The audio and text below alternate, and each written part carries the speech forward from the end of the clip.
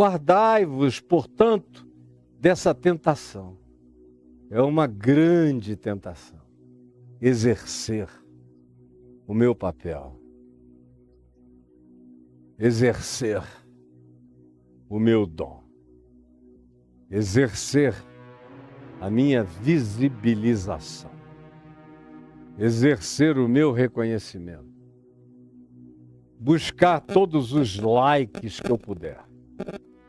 Eu me converti outro dia, mas eu já tenho uma rede social e agora, um ano depois, eu tenho 2 milhões de seguidores seguindo coisa nenhuma, porque eu não sei o que dizer. Mas eu vou ali misturando graça com palhaçada, gracinha e imitação e repetição. E enquanto isso eu boto umas coisas interessantes. Uso a minha atratividade visual, de qualquer natureza, porque eu quero mesmo é exercer a minha fama, a minha justiça, a minha aparência, a minha percepção diante dos homens, para que todos me vejam. E é assim que eu estou vivendo, e a espiritualidade desses dias é essa. A espiritualidade da internet é essa. É eu botar uma câmera ali ligada num tripé, fingir espontaneidade, entrar no meu gabinete, minha salinha de leitura e oração aqui em cima, no 2º andar, entrar lá. Vocês conhecem, eu fiz o Papo de Graça lá a pandemia inteira. Então, entrar lá, a câmera gravando, eu entro quebrantadamente, com aquela cara brejeira de santarado, hipócrita, me ajoelho e oro, ó Senhor, faço uma oração pelo Brasil, pelo mundo, por Israel, pela guerra. E você fica olhando, meu Deus, que piedade. E tem gente que acredita nisso.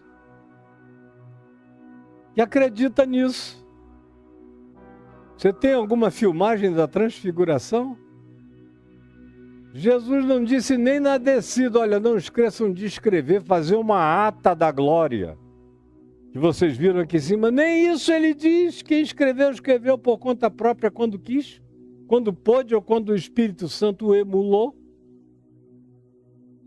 Mas conosco, esses dias são paleontológicos de tão antigos, de tão enterrados, eles se tornaram, na melhor hipótese, arqueológicos, porque não são existencialmente acháveis em quase lugar nenhum no coração humano nos dias de hoje. São raríssimos os que têm essa pureza de guardar-se, de exercer a sua espiritualidade, a sua justiça, a sua santidade, as suas demonstrações diante dos homens, das mulheres, da sociedade, das autoridades, com o fim de serem percebidos, louvados, aplaudidos, laicados, sem prestarem atenção do que Jesus diz. A menos que você não esteja nem aí para a transcendência, nem para a interioridade, nem para a eternidade, nem para a realidade de que diante de Deus você não passa de um flagrante pelado. Só se você estiver completamente entupido, de modo que praticar essas coisas assim perversamente, teatralmente, já é um atestado de que você está todo dessensibilizado, dessensorializado, entupido. Porque quem ainda tem pelo menos um sentido aberto pode ainda acordar.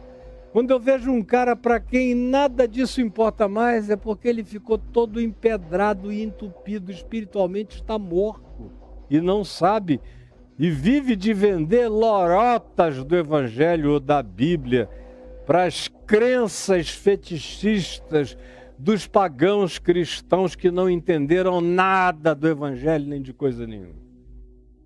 Guardai-vos de tornar-vos assim, exercendo, expressando a vossa visibilização de aparência de justiça, de fé, de gritaria, de supremacia sobre os outros.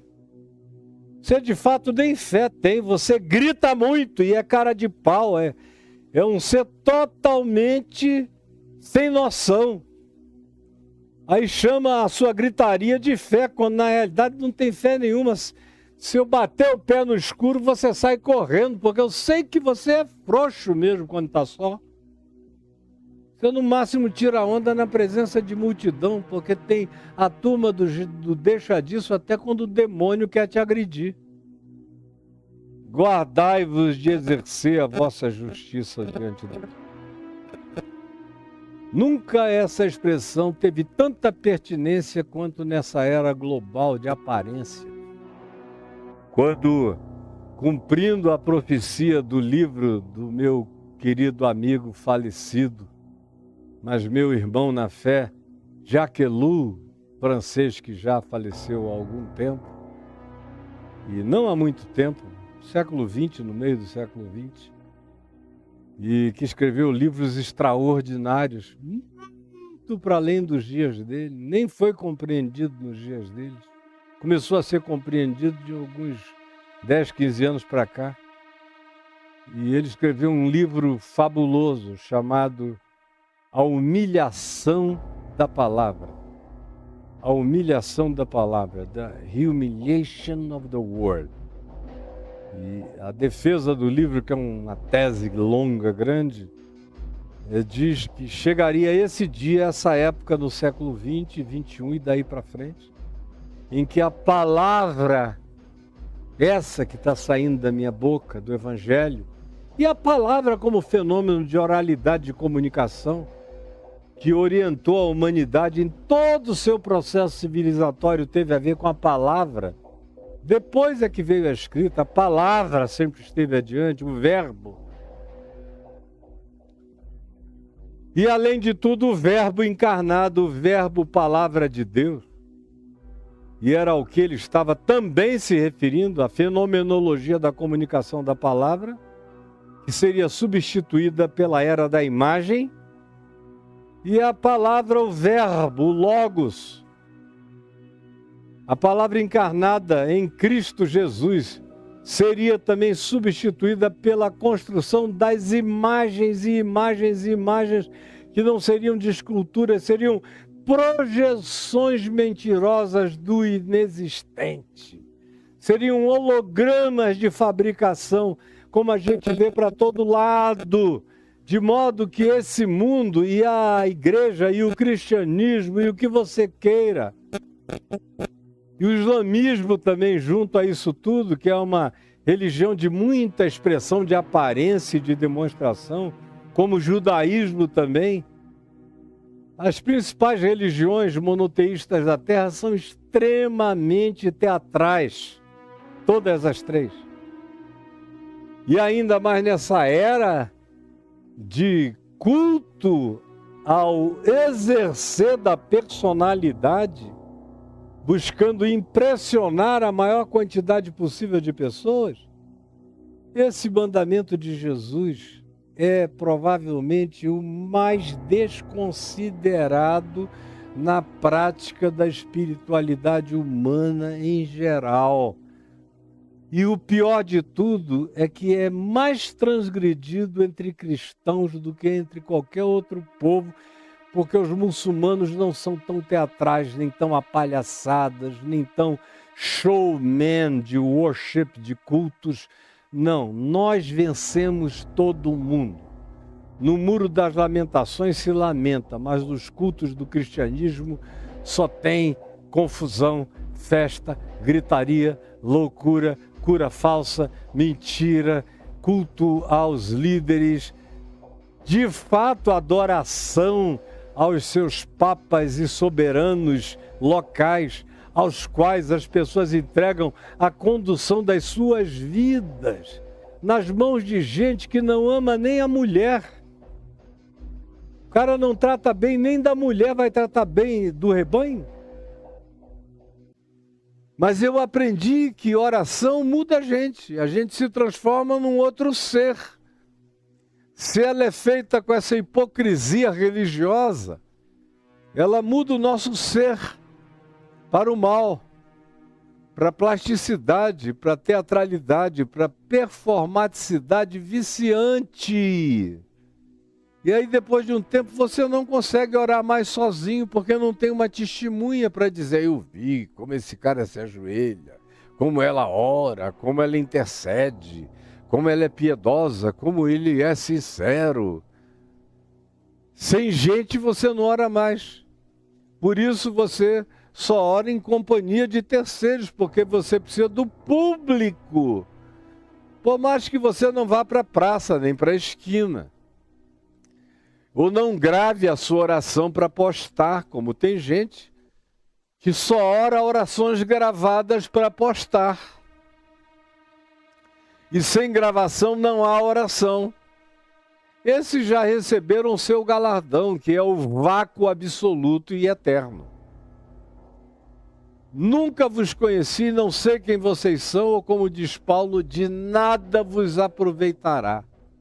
É como o bronze que soa, é como o símbolo que retine. Agora, quando a oração é praticada conforme Jesus ensinou, ela muda a gente se torna para o bem. Sereis. Ou sereis como os hipócritas, ou sereis como Jesus o Cristo. São dois modelos que o Evangelho está me apresentando de espiritualidade. A espiritualidade religiosa hipócrita, performática, de apresentações, de exibicionismo, de ostentação e nada mais do que isso, e aplausos humanos e silêncio divino, e oquidão espiritual absoluta. Creia que se você viveu assim até agora, a razão pela qual você é tão infeliz, oco, insatisfeito, medicado, aflito, ansioso, angustiado, desesperado, é por isso. Você exerce uma espiritualidade sem espírito, sem essência, sem âmago, sem Deus, sem verdade interior, sem intimidade com o Pai. Então o que sobra é a oquidão das multidões, porque quanto mais multidão, menos gente você tem na companhia do seu ser. Quanto mais multidão, menos gente você tem na companhia do seu ser.